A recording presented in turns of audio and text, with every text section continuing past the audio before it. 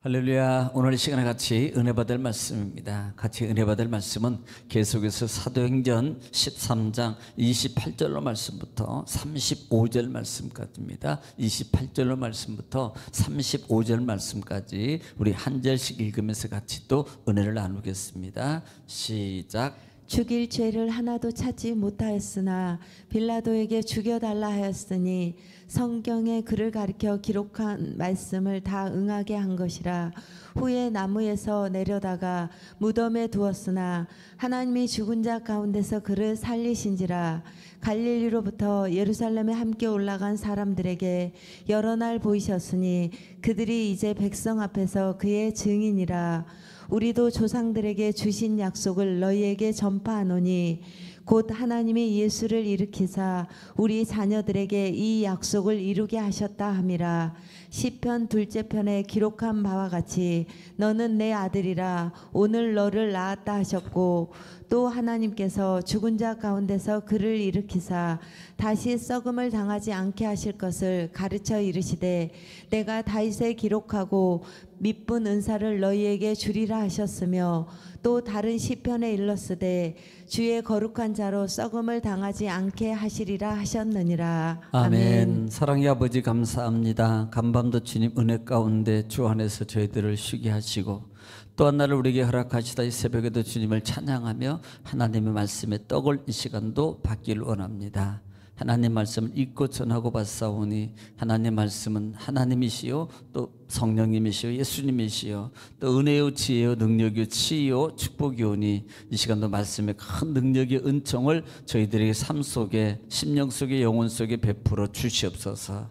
모든 걸 주님께 부탁하며 예수님의 이름으로 기도 올려옵나이다. 아멘. 할렐루야. 오늘도 하나님은 여전히 말씀을 통해서 우리에게 말씀하십니다. 그러므로 하나님 말씀을 받을 때 받는 우리의 마음의 또 몸의 태도가 중요한데요, 내가 하나님 앞에서 하나님의 음성을 듣는 자세로 여러분 이 시간에 경청하고 경청하면 신명기 28장 1절로 14절의 말씀 합축 말씀입니다. 내가 들어가도 복을 받고 나가도 복을 받고 너희 가지고 있는 모든 소유가 다 복이 되고 그 다음에 너희 하는 모든 일이 다 형통하게 될 것이라는 말씀이 그대로 이룰 줄 믿습니다.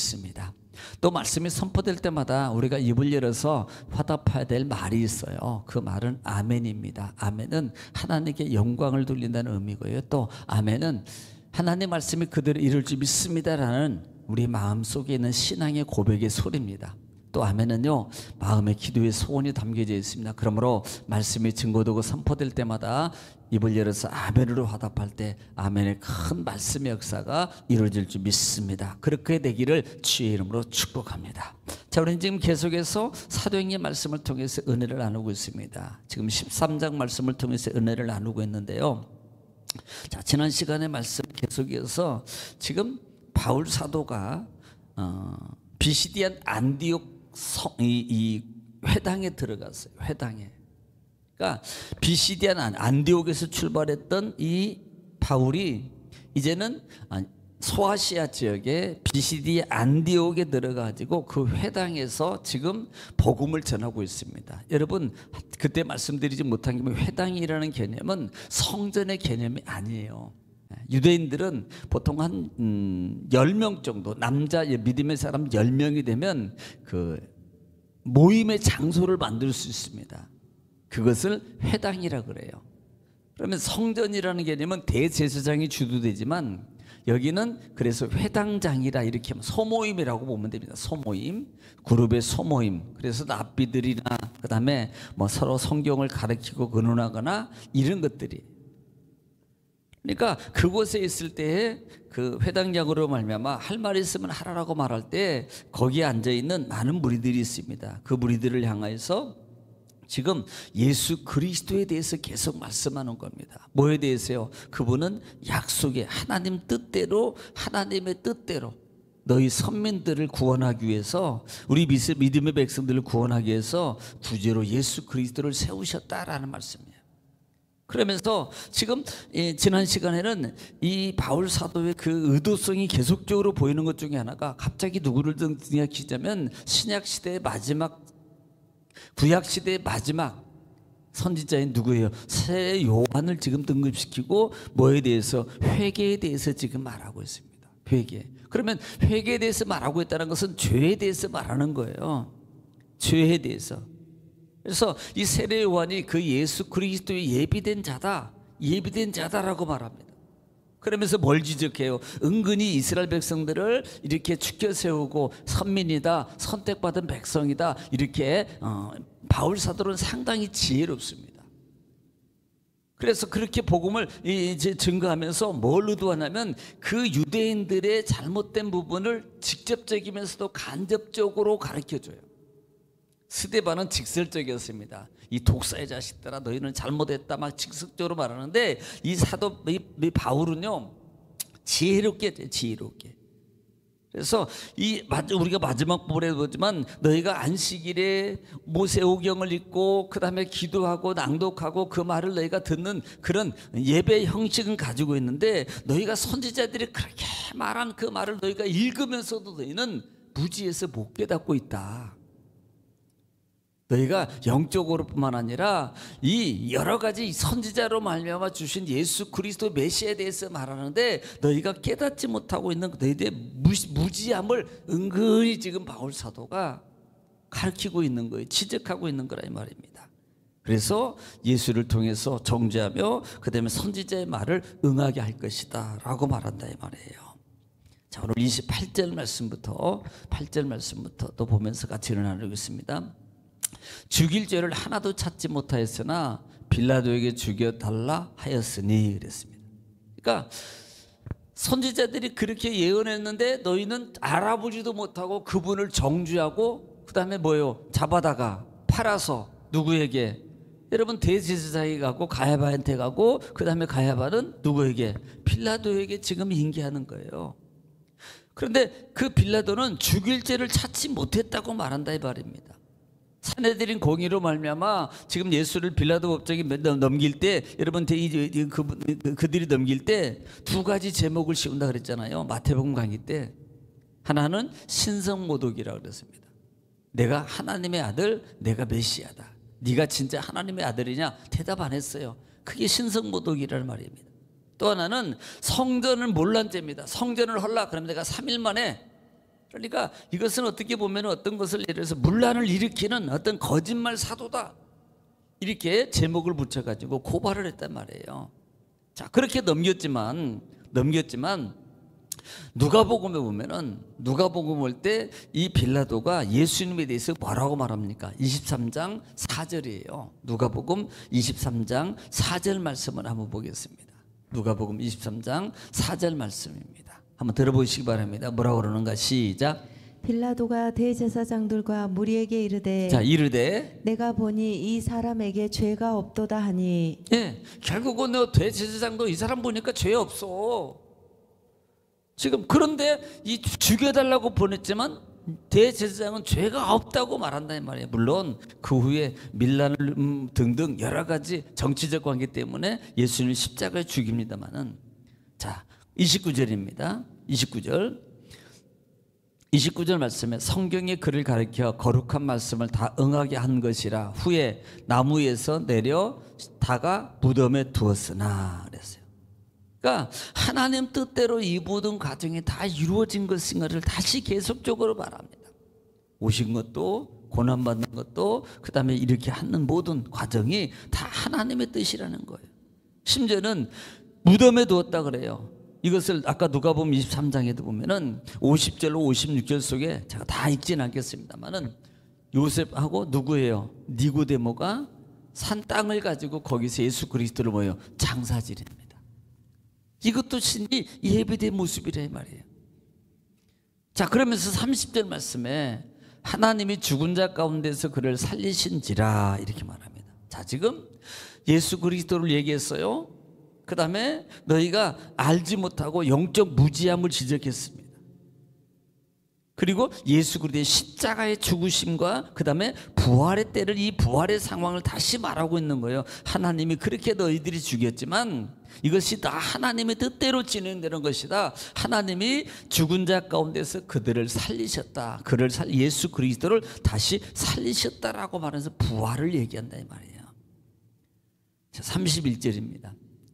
갈릴리로부터 예루살렘에 함께 올라간 사람들에게도 여러 날 보였으니 그들이 이제 백성 앞에서 그의 증인이라. 이 말은 부활하셔서 40일 동안 예수님이 활동하신 것을 말하고, 그 다음에 그 부활을 보는 많은 제자들이 결국은요 뭐 했어요? 흩어져서 예수 그리스도의 부활에 대해서 말하겠습니다. 부활에 대해서 증거했다 이 말입니다.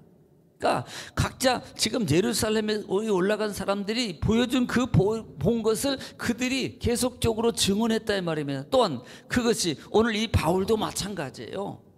나도 증인이다, 나도 증인이라는 것을 지금 말하고 있습니다. 여러분, 이것을 바울 사도가 고린도전서 15장 말씀 보면은 우리가 잘 아는 것처럼 15장 6절에 몇 명 정도에게 보이셨어요. 몇 명 정도에게. 15장 6절 보겠습니다. 15장 6절 다 같이 봅니다. 시작. 그 후에 500여 형제에게 일시에 보이셨나니. 예, 500의 형제에게 보이고 120만 더 성도에게 보이셨어요. 제자들에게, 성도들에게, 제자 무리들에게. 그러니까 복합적이고 다양성으로 말미암아 많은 곳에서 예수께서 부활하신 것을 보였고, 그 다음에 우리가 말하는 사도행전에도 흩어진 자들이 디아스포라 사라는 이 제자들이 흩어져서 복음을 각 곳에서 전하지 않았냐 이 말입니다. 그래서 여러 날 보이셨으니 그들이 이제 백성 앞에서 그의 증인이라, 부활의 증인이 되고 있다 이 말이에요. 자, 32절입니다.